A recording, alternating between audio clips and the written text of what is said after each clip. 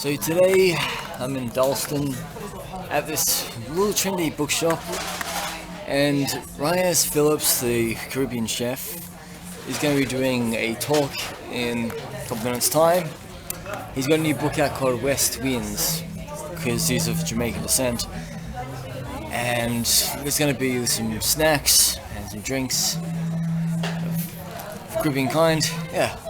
So just remind me of the good times I spent in Guyana, Suriname and Belize.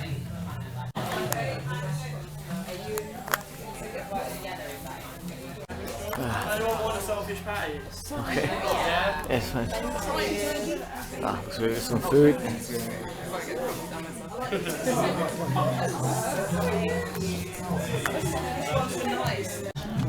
Looks like I got myself a patty.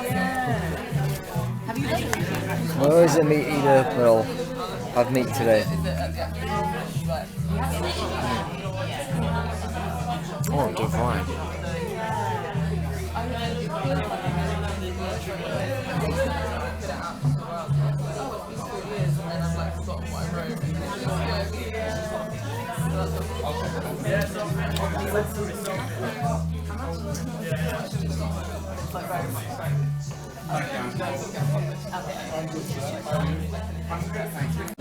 Okay, that was a jerk chicken patty, and it's going to be a reminder of the taste of jerk chicken, as I haven't had it in ages. Well, I could have had water today, but I'm going to go with some Caribbean flavored juice.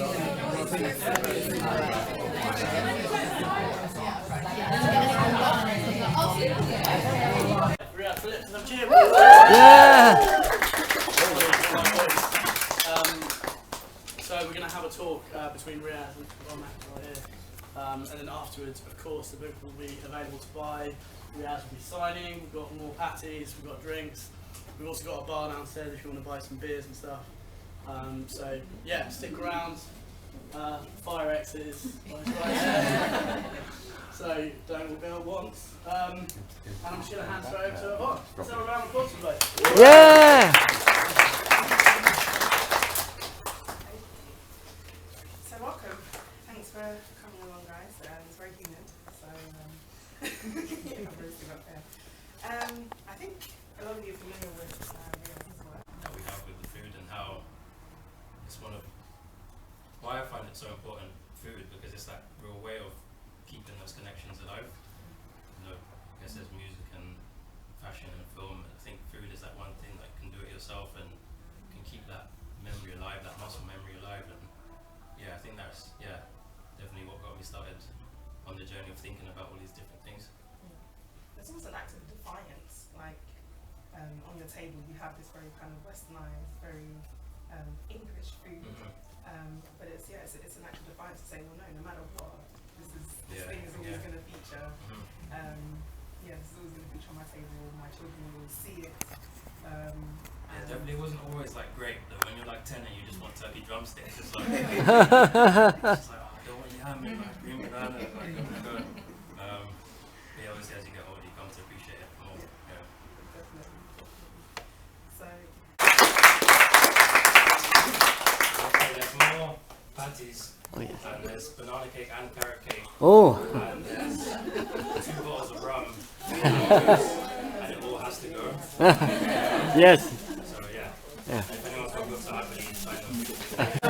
So, Riaz Phillips is signing books back there, and I'm in the queue for some Caribbean food. I need to get my money's worth. I don't want to go home hungry tonight.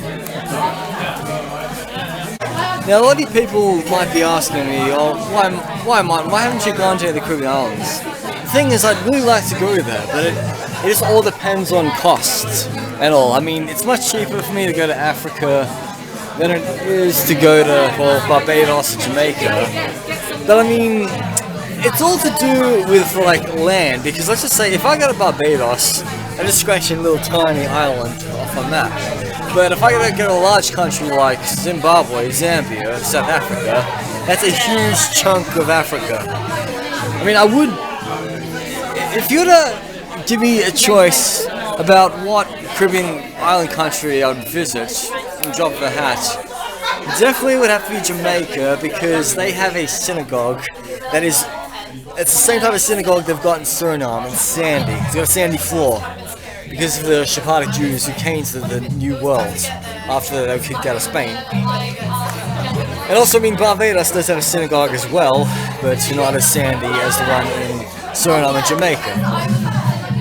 But if you do go to the Caribbean, always remember that it's always going to be expensive.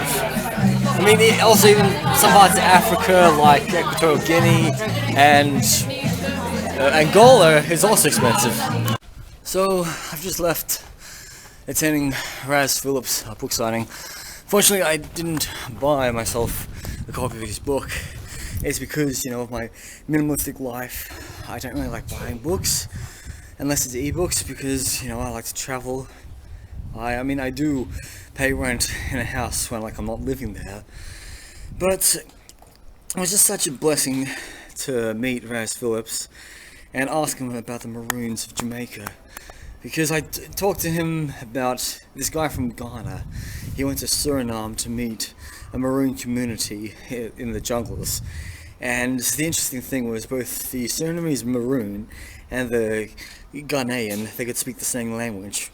Even though the Maroon has been away from Ghana for over 400 years and just survived in the jungles of Suriname. And Riaz told me that to find the Maroons in Jamaica, you actually need to have a car. Because, Jamaica does have its public transport and all, but to get to where the Maroons live, you need to have your own set of wheels. Because, he did some traveling in Jamaica, and he found it a bit, hard to get around with, a car. And I myself, I can't drive because of my visual impairment in my right eye. So, I may need to pay somebody some big money to get to the Maroon villages whenever I get to Jamaica. Yeah, so I am looking forward to going to Southern Africa in a few months' time. I'd be quite surprised if I ever do find anybody from the Caribbean in Southern Africa. But then again, you tend to notice patterns about all these people who are descendants of slaves who are in the Americas and the Caribbean. A lot of them have gone to live in Ghana, and a lot of the free slaves from Brazil, they also went back to Angola and even Benin. So yeah, it's just quite interesting. Anyway, this is Martin Metalhead, over and out.